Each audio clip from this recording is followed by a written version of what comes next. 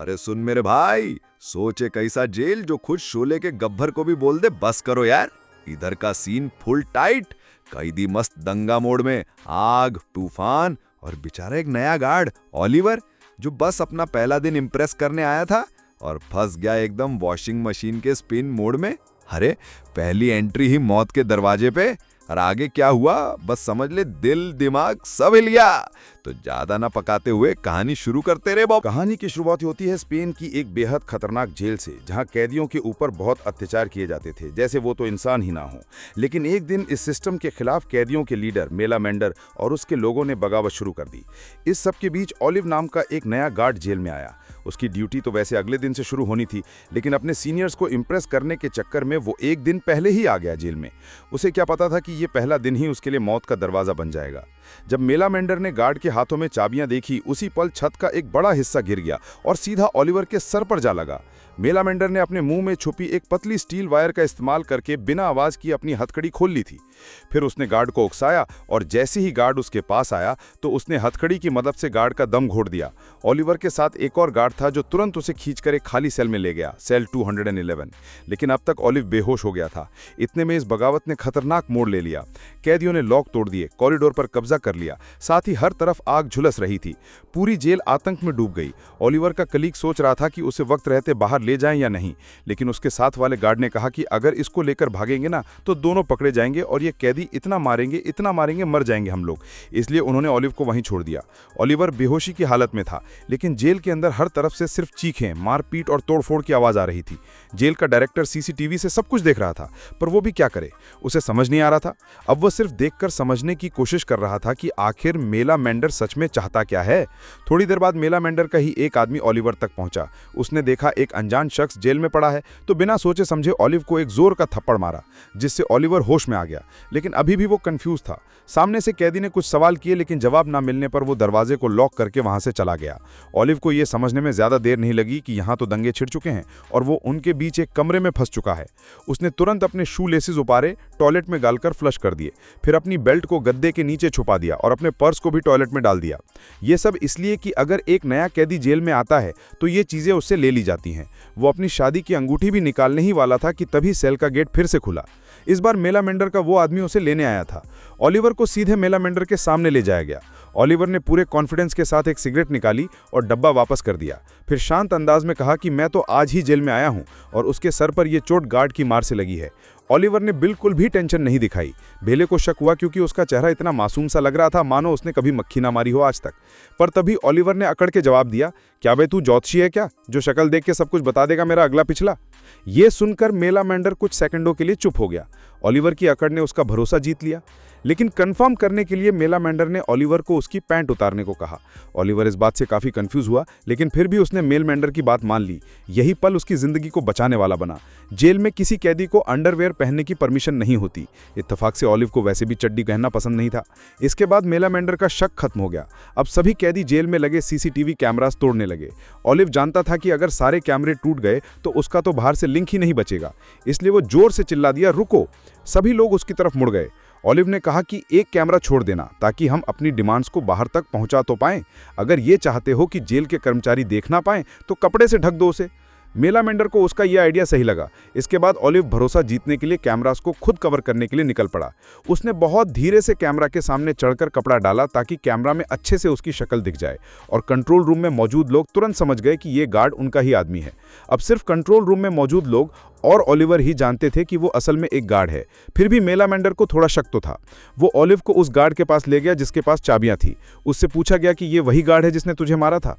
Oliver और वो दूसरा गार्ड एक दूसरे को देखते ही समझ गए कि अब दोनों की जान का सवाल है, तो दोनों ने एक दूसरे को पहचानने से इनकार कर दिया।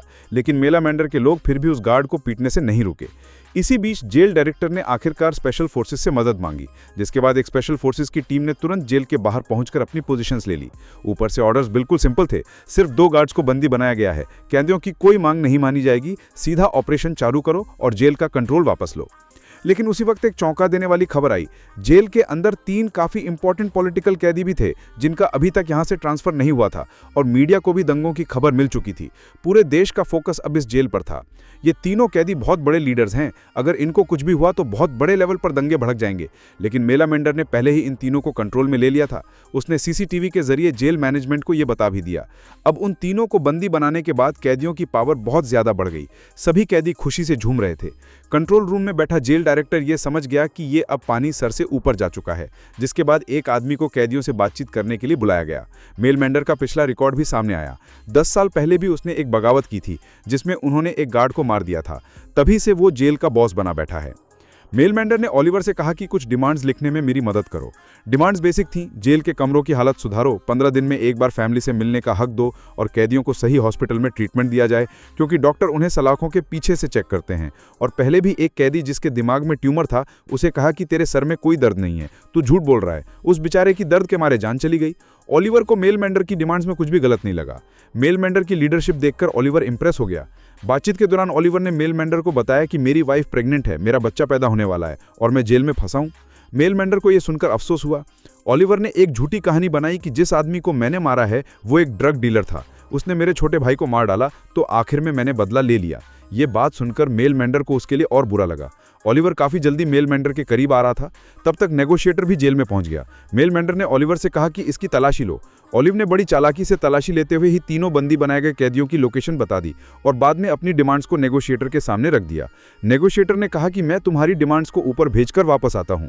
जाते जाते मेल मेंडर ने उससे कहा कि मेरे सारे भाई सुबह से बहुत काम कर रहे हैं, भूख लगी है हमें, अच्छा खाना लेकर आना, ठीक है। साथ ही उसने कहा कि ओलिव को उसकी पत्नी से बात करने की इजाजत दी जाए। इस पर नेगोशिएटर ने कहा कि हाँ, बात तो मैं करवा सकता हूँ, इतना मेरे कंट्रोल में है तो मैं इसे ले जाता हूँ और वापस छोड़ जाऊंगा। मेल मेंडर उसकी बात पर भरोसा दिखाते हुए मान गया, लेकिन सख्ती से कहा कि ओलिव को कुछ नहीं होना चाहिए। मेल मेंडर ने थोड़े ही समय में ओलिव के ऊपर कुछ ज्यादा ही भरोसा कर लिया था। ओलिवर के लिए यह कमाल का मौका था, पर इससे पहले कि गेट खुलता अंदर से चीखने की आवाज सुनाई दी। चीख सुनते ही मेला मेंडर ने नेगोशिएटर को पकड़ लिया और ओलिवर से कहा कि जाकर देखो क्या हुआ है। ओलिवर भाग के देखने गया। पता चला कि 2 कैदियों के बीच में झगड़ा हो गया था। एक के सर पर चोट लगी तो वो बेहोश हो गया। कंट्रोल रूम में बैठे हुए स्पेशल फोर्सेस के कमांडर ने यह देखा और वो समझ गया कि कोई तो बहुत इंपॉर्टेंट इंसान मरा है। इसके बाद उसने अपनी टीम को जल्दी से अटैक करने का ऑर्डर दे दिया। ओलिवर को तुरंत समझ आ गया कि अगर स्पेशल फोर्सेस अंदर आई तो खून की नदियां बहेंगी।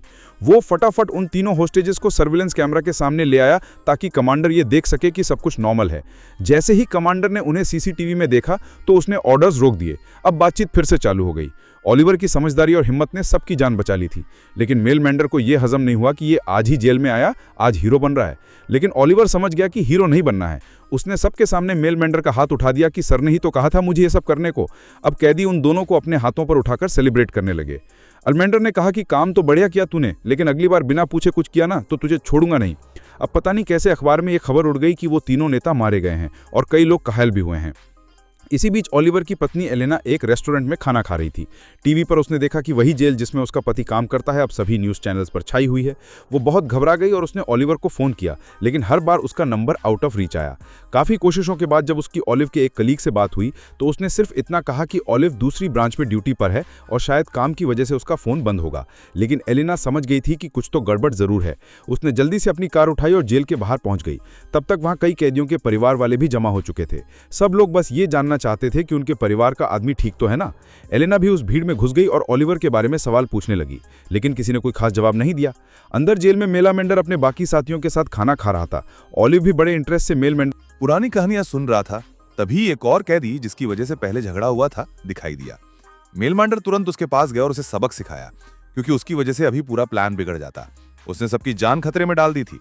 इसी बीच ओलिवर ने मौका देखा और मेला मेंडर की कुर्सी पर रखा हुआ वॉकी टॉकी चुपके से चुरा लिया। उसे अपनी पत्नी की बहुत चिंता हो रही थी। उसने तुरंत अपने कलीग को कांटेक्ट किया और कहा कि एलेना को बता दे कि वो ठीक है। उसके कलीग ने ओलिवर को तसल्ली दी और कहा कि हमने एलेना से बात कर ली है और सब कुछ अरेंज भी कर दिया गया है। तभी मेला मेंडर उसके जाति जेल के अंदर लगे टीवी पर बाहर हो रहे प्रोटेस्ट को देख रहे थे। हर तरफ रिश्तेदारों का हल्ला था। कैमरा उनकी फुटेज दिखा रहा था। मेला मेंडर ने फैसला किया कि उन्हें जेल वालों से दोबारा बात करनी होगी। लेकिन जैसे ही वो वॉकी टॉकी ढूंढने लगा, वो तो उसकी कुर्सी पर नहीं था। उसने और उसके आदमियों ने वॉकी टॉकी हर जगह ढूंढा, पर वो कहीं नहीं मिला। मेला मेंडर सोच में पड़ गया कि ये गया कहां। लेकिन तभी ओलिवर वॉकी टॉकी ले आया और कहा कि मैंने ही इसे संभाल के रखा था, क्योंकि अगर वॉकी टॉकी गलत हाथों में चला गया तो गड़बड़ हो सकती है। उसकी बात ठीक भी थी, इसीलिए किसी को शक नहीं हुआ। लेकिन बैल्कनी से अपाचे ने सब कुछ देख लिया था। वो तुरंत अपने कमरे में गया, एक छोटे टिन के डब्बे में छुपा हुआ मोबाइल निकाला और उस गार्ड को कांटेक्ट किया जो उसका जानकार था। पता चला कि अपाचे असल में एक खबरी था जो असल में जेल अथॉरिटीज के लिए काम करता था। इसी तरह उसने तुरंत ओलिवर की असली आइडेंटिटी जान ली। जेल के बाहर लोग और ज्यादा गुस्सा हो रहे थे। कुछ ने तो गार्ड ऑफिस पर पत्थर भी फेंकना शुरू कर दिया। ये देखकर गार्ड यूट्रेला, जो पहले ही गुस्से में था, कंट्रोल खो बैठा। उसने तुरंत एक टीम बनाई जो हाथ में लाठियां लेकर लोगों पर टूट पड़ी। सब पर बिना सोचे समझे मार पड़ने लगी। यहीं पर टीवी स्क्रीन पर ओलिवर ने अपनी पत्नी को देखा, भीड़ में छोटी सी डरी हुई आंखों के साथ। उसने जल्दी से मेला मेंडर से वॉकी टॉकी मांगा और गुस्से में अपने जेल वाले कलीग से पूछा कि तुमने तो कहा था कि सब कुछ अरेंज कर दिया गया है, तो मेरी पत्नी वहां क्या कर रही है? तभी उस कलीग को पता चला कि मीडिया ये सब लाइव कवर कर रही है और कैदी अपने परिवार को टीवी पर देख पा रही है। जेल अथॉरिटी ने तुरंत एक्शन लिया और पूरी जेल का टीवी सिग्नल काट दिया। इसी बीच प्रोटेस्ट में टेंशन और बढ़ गई। एलिना को अपने पेट में दर्द महसूस हुआ। धीरे धीरे भीड़ में धक्का मुक्की होने लगी।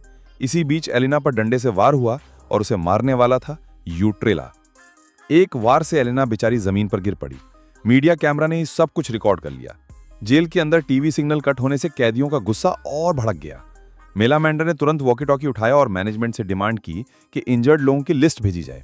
जब ओलिवर ने अपनी पत्नी के बारे में पूछा, तब जेल अथॉरिटीज ने झूठ कहा कि सब ठीक है। तभी अपाचे उसके पास आया। उसने ओलिवर को धमकाते हुए कहा कि अगर मेरी बात नहीं मानी ना, तो सबके सामने तेरी सच्चाई बता दूंगा। लेकिन ओलिवर पहले ही अपाचे के बारे में सब कुछ जानता था। वो डरा नहीं, बल्कि पलटकर धमकाया, बेटा मैं तो जेल में आज ही आया हूं और मैं गार्ड हूं। मेरा धोखा तो सह लेंगे ये लोग, लेकिन तू तो कैदी होकर धोखा दे रहा है इनको सालों से। यह सुनकर अपाचे चौंक गया। उसने उम्मीद नहीं की थी कि ओलिवर सब कुछ जानता है। बाहर यूट्रेला को सस्पेंड कर दिया गया। कागजी कार्रवाई में कहा गया कि उसने भीड़ में किसी को चोट पहुंचाई थी, लेकिन असल में तो जेल अथॉरिटीज उसे बचा रही थी। जेल के अंदर मेला मेंडर और ओलिवर बैठकर आगे की बातें कर रहे थे। मेला मेंडर ने कहा कि मैं पूरी जिम्मेदारी अपने ऊपर ले लूंगा, तो कह दियो कि तू बस मेरा साथ मजबूरी में दे रहा था। इससे तेरी सजा कम हो जाएगी, तू जल्दी अपनी बीवी और होने वाले बच्चे के पास जा पाएगा। उसी वक्त जेल अथॉरिटीज ने चोटिल हुए लोगों की लिस्ट भेजी।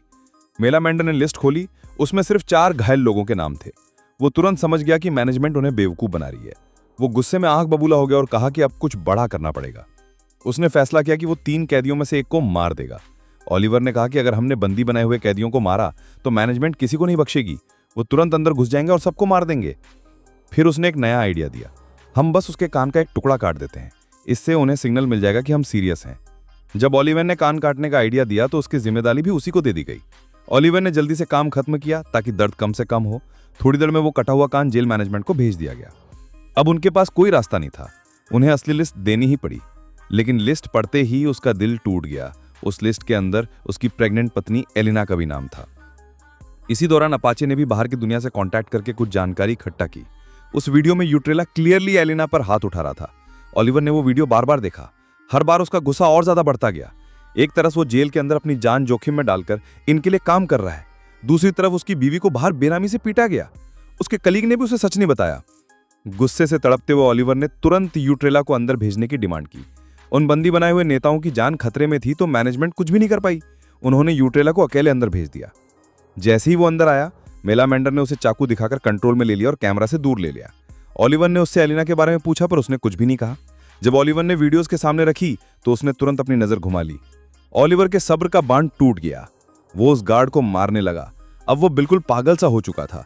ओलिवर ने वॉकी टॉकी उठाया और अपनी बीवी से बात करने की डिमांड की। आखिरकार उसे पूरा सच पता चल गया। ओलिवर की बीवी और होने वाला बच्चा दोनों मर चुके थे। ये बात सुनते ही ओलिवर पूरी तरह टूट गया। उसने अपना सर मेला मेंडर के कंधे पर रखा और फूट फूट कर रोने लगा। मेला मेंडर ने तुरंत ऑर्डर दिया कि सब इस गार्ड को मिलकर पीटेंगे।